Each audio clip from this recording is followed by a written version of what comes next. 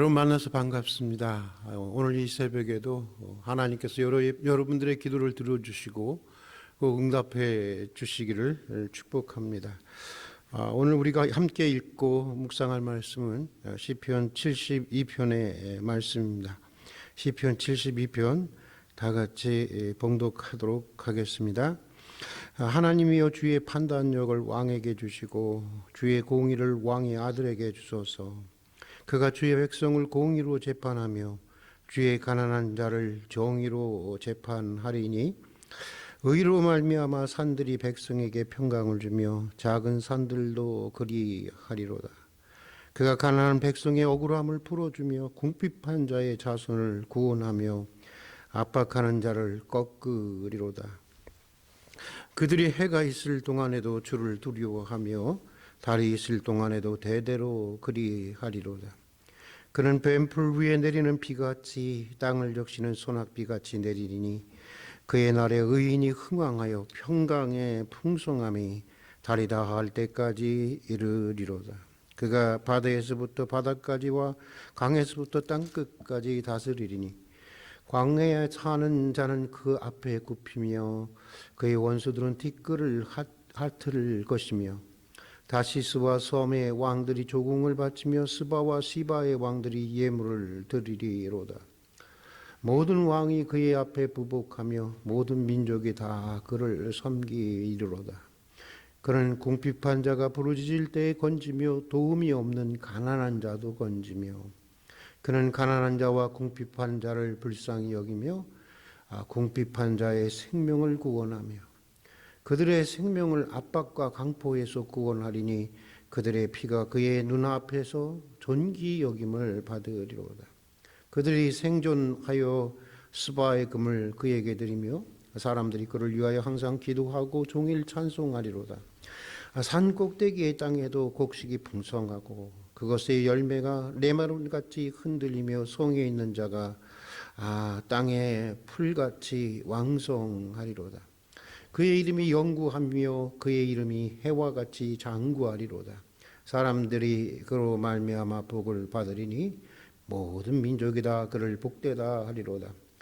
홀로 기이한 일들을 행하시는 여호와 하나님 곧 이스라엘의 하나님을 찬송하며 그 영화로운 이름을 영원히 찬송할지어다. 온 땅에 그의 영광이 충만할지어다.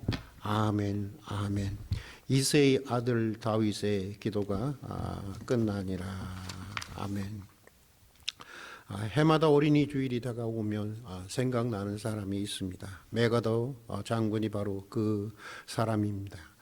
일반적으로 메가더 하면 제2차 세계대전을 승리로 이끈 주역 중에 한 사람이고, 한국전을 전세를 바꾼 그 위대한 전쟁의 영웅이라고 알려져 있습니다. 그러나 정작 메가더 자신은 자신이 전쟁의 영웅으로 불려지기보다는 자녀를 위해 기도하는 아버지로 불려지기를 바랬던 신실한 그리스도인이었습니다.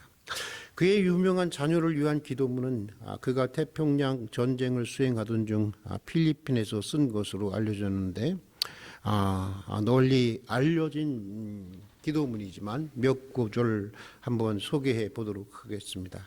오 주여, 내 아이가 이런 사람이 되게 하소서. 약할 때 자신을 분별할 수 있는 힘과 두려울 때 자신을 잃지 않는 용기를 주소서. 정직한 패배 앞에 당당하고 태어나며 승리할 때 겸손하고 온유한 사람이 되게 하여 주소서. 그를 유행과 안락의 길로 이끌지 마시고 자극받아 분발하도록 고난과 도전의 길로 인도하소서.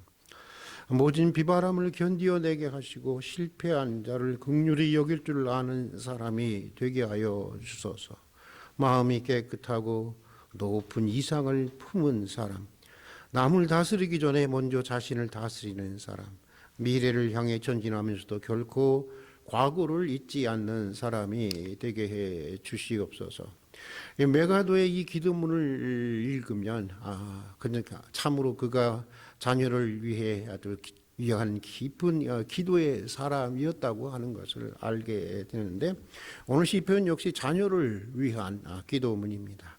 나이가 많아 죽음을 앞둔 시인 다윗은 이제 왕위를 솔로몬에게 물려주면서 아들 솔로몬을 위해서 기도한 기도의 내용이 오늘 시편 72편입니다. 그러니까 왕을 위한 기도이지만 동시에 자녀를 위한 기도이기도 합니다. 그리고 동시에 이 시편은 다윗의 후손으로 오셔서 하나님과 모든 민족과 자연을 화해시키며 태평성대를 이루시는 메시아에 대한 예언을 담고 있는 그런 종말론적 시편이기도 합니다. 그러니까 자신의 아들 솔로몬이 장차 오실 메시아를 닮는 그런 왕이 되기를 기도하고 있는 시편이라고 볼 수가 있습니다. 다윗은 오늘 첫 구절에서 이렇게 기도를 합니다. 하나님이여 주의 판단력을 왕에게 주시옵소서. 왕이 된 아들에게 좋은 판단력을 달라고 하는 것입니다. 다시 말해서 지혜를 달라는 것입니다. 사실 우리도 자녀를 위해서 부모들이 하는 가장 많은 기도가 지혜를 달라는 기도가 아닐까 그런 생각이 듭니다. 그런데 여기서 주목해야 하는 것은 다윗이 자기 아들 솔로몬에게 지혜를 달라는 이유가 무엇이냐라고 하는 것입니다. 여기에 특별한 점이 있습니다. 다윗이 자기 아들에게 지혜를 달라는 목적은 주의 백성들을 공의롭게 잘 판단하기 위해서라는 것입니다. 그래서 억울한 백성들의 한을 풀어주게 해달라는 것입니다. 또 나라를 번영하게 하고 그 시대가 태평성대가 되게 하기 위해서인 것입니다. 한마디로 백성을 섬기고 봉사하기 위해서 아들에게 지혜를 달라고 기도하고 있는 것입니다. 그러니까 지금 이 기도는 왕을 봉사자로 만들고 있는 기도입니다. 내 자녀가 섬기는 사람이 되게 해달라고 하는 기도인 것입니다. 메시아가 오시기 1000년 전에 다윗은 메시아가 섬김을 받기 위해서가 아니라 섬기러 오신 분이라는 것을 정확히 인식하고 있었고 그의 아들 역시 그런 왕이 되게 해달라고 다윗은 기도했던 것입니다. 여러분은 여러분의 자녀가 어떤 사람이 되기를 위해서 기도하고 있습니까? 주로 섬김을 받는 자녀가 되기를 기도하십니까? 아니면 섬기는 자녀가 되기를 기도하십니까? 지배자가 되기를 기도하십니까? 아니면 정말 예수 그리스도처럼 섬기고 희생하는 필요하다면 자신을 희생할 줄 아는 지도자가 되기 위해서 기도하십니까? 적어도 우리가 그리스도인이라면 우리는 우리의 자녀들이 섬기는 사람이 되도록 봉사하는 사람이 되도록 우리가 기도해야 하는 것입니다. 지배자가 아니라 자신을 희생해서라도 정말 필요하다면 자신을 희생해서라도 백성을 살리는 지도자가 되기를 위해서 기도하고 교육시켜야 하는 것입니다. 요즘 어떤 고위직 검찰을 지낸 공무원 후보자가 그 자신의 권력을 믿고 학교 폭력을 하던 아들을 법률적인 기술로 정당화하다가 결국 낙마를 하고 국회 청문회 자리에 서게 되지 않았습니까?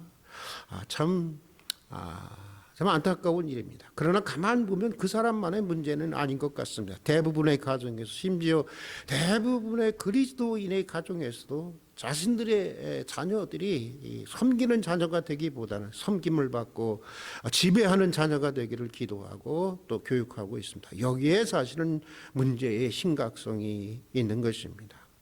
이 강영우 박사가 쓴 삼시 혁명이라는 책이 있습니다. 아시는 대로 강영우 박사는 가난한 가정에서 태어났습니다. 그런데 설상가상으로 중학교 때 두 눈을 실명하게 됩니다. 그러나 다행히 어려서부터 교회에 다녔던 강영우 학생은 하나님은 약한 자를 들어 쓰신다는 그런 확고한 믿음을 가지고 자신의 장애를 극복하면서 서울 맹학교 고등부를 나와서 연세대 교육학과에 입학을 하고 졸업할 때는 문과대 전체 차석으로 졸업을 하게 됩니다. 그리고 그 후 부시 정권 하에서 대통령 직속 국가장애위원회 정책보좌관으로 5,400만 미국 장애인들에 대한 정책을 결정한 아주 귀한 자리, 아주 중요한 자리에 오르게 됩니다. 그리고 자녀들도 잘 키워서 큰 아들 부부는 의사로 또 작은 아들은 변호사로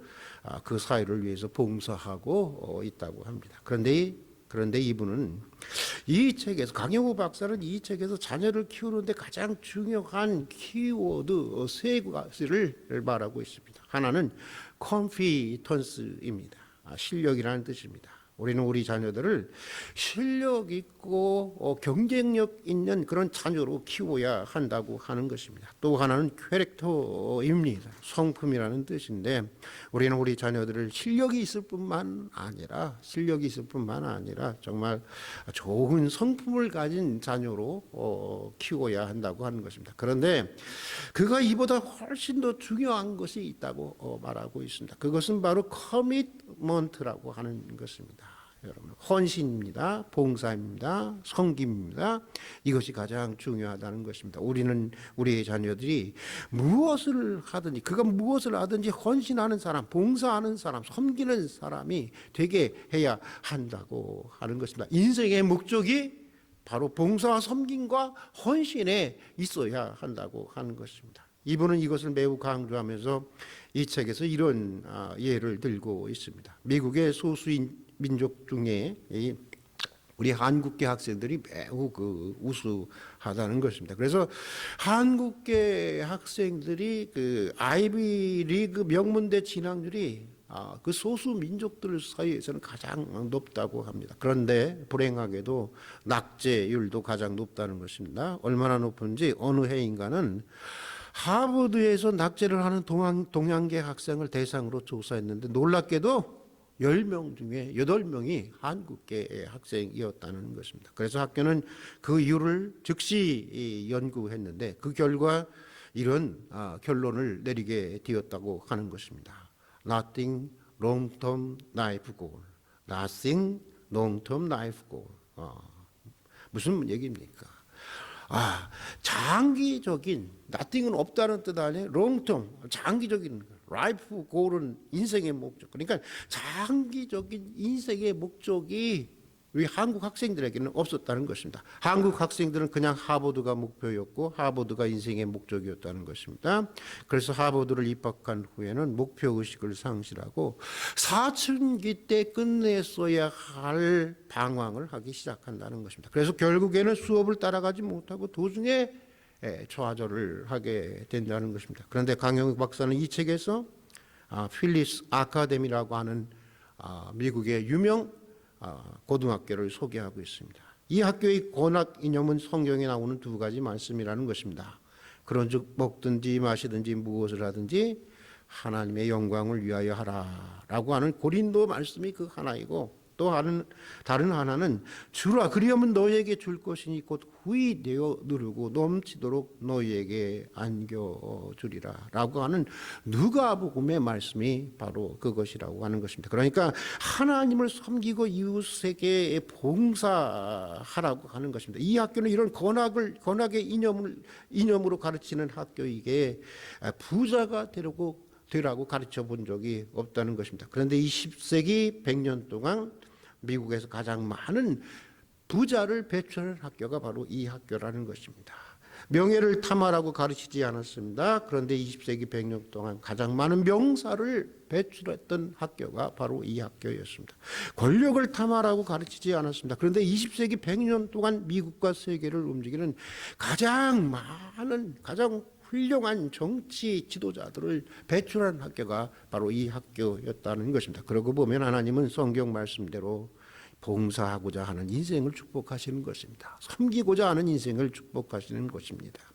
솔로몬이 하나님에게 백성을 잘 섬기는 지혜를 달라고 기도했을 때 하나님이 그에게 얼마나 크신 축복을 주십니까?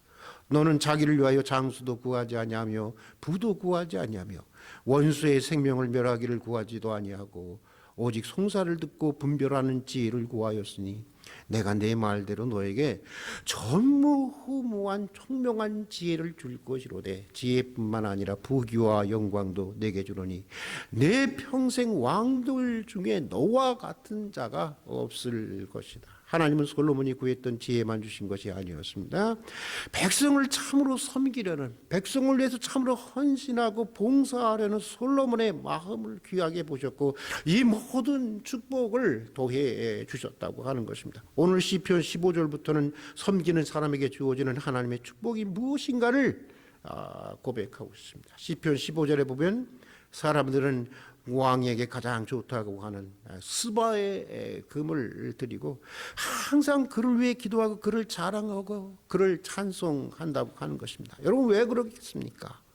왕임에도 불구하고 군림하지 않고 지배하려고 하지 않고 나를 섬겨주어서 백성을 섬겨주어서 너무도 고마우니까 또 백성을 위해서 봉사하고 헌신하는 것이 너무도 귀하니까 스바의 금이라는 가장 좋은 금을 왕에게 드리고 싶은 것이고 항상 기도해 주고 싶은 것이고 축복해 주고 싶은 것입니다. 여러분 사람은 섬기는 것만큼 사랑받는 것입니다. 또 봉사하는 것만큼 인정받고 귀하게 여겨지는 것입니다. 또 오늘 본문 16절 이하에 보면 다윗은 섬기는 자에게 주어지는 축복을 이렇게 고백하고 있습니다. 산 꼭대기의 땅에도 곡식이 풍성하고 그곳의 열매가 네발같이 흔들리며 성 안에 있는 자가 땅의 풀같이 왕성하리로다. 그의 이름이 영구함이며 그의 이름이 해와같이 장구하리로다. 사람들이 그로 말미암아 복을 얻으리니 모든 민족들이 다 그를 복되다 하리로다. 여러분 섬기는 자는 산 꼭대기 땅에도 곡식이 풍성하게 된다고 하는 것인데 여러분 이거 이상한 말 아닙니까? 이거 좀 논리적으로 맞지 않는 말이 아닙니까? 산 꼭대기라고 하는 것은 사실 풍성한 곡식을 기대할 수 없는 곳이기 때문인 것입니다. 그런데 기대할 수 없는 곳에 그런 곳에도 열매가 풍성하게 결실하게 된다고 하는 것입니다. 그러니까 이런 말입니다. 섬기려고 하는 사람, 봉사하려고 하는 사람, 헌신하려고 하는 사람, 희생하려고 하는 사람은 기대할 수도 없고 또 기대하지 않았던 일에도 하나님께서 그 인생을 보장해 주신다는 것입니다. 하나님께서 개런티해 주는 것입니다. 또 섬기는 일을 통해서 많은 사람들이 복을 받게 되는 것이고 섬기는 이의 이름이 높아지고 해처럼 영원히 기념이 되는 사람이 된다고 하는 것입니다. 이것이 섬기는 자에게 봉사하는 자에게 주어주시는 하나님의 은혜요 축복이라고 하는 것입니다. 사랑하는 교우 여러분, 우리 자녀들이 정말 섬기러 오신 메시아처럼 섬기다 자신의 목숨까지 내어주신 예수 그리스도처럼 그렇게 섬기는 하나님의 자녀가 되도록 여러분 기도하십시다. 섬김과 봉사, 그것이 우리 자녀들의 인생의 목적이 되도록 어렸을 때부터 가르치고 교육하십시다. 부모인 우리 자신이 먼저 섬기는 자로 세워지기를 기도하십시다. 무엇을 하든지 봉사자가 되고 무엇을 구하든지 섬김을 위해서 구하십시오. 아이들은 여러분 교육학자들의 말에 의하면 아이들은 듣는 대로 행하지 않고요 보는 대로 행동한다고 합니다.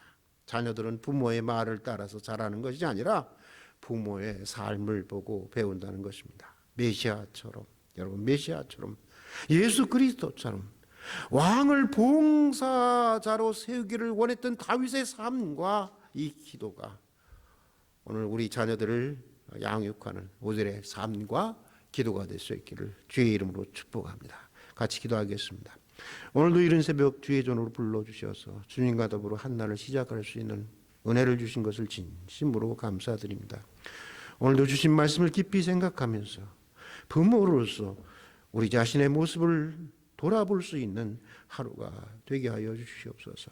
내가 어떤 부모인지를 깨닫게 해주시고 또 자녀들에게 내가 어떤 본을 보여주고 있고 무엇을 가르치고 있고 무엇을 위해서 기도하는지를 되돌아볼 수 있게 해 주시옵소서. 우리가 양육하는 자녀들이 참으로 섬기러 오신 메시아처럼 섬김의 사람이 되기를 기도하고 부모인 우리의 삶을 통해서 우리 자녀들에게 자신의 목숨을 내어주면서까지 섬기신 예수 그리스도의 섬기는 삶을 가르치고 교육할 수 있도록 축복해 주시옵소서. 예수님 이름으로 기도드립니다. 아멘.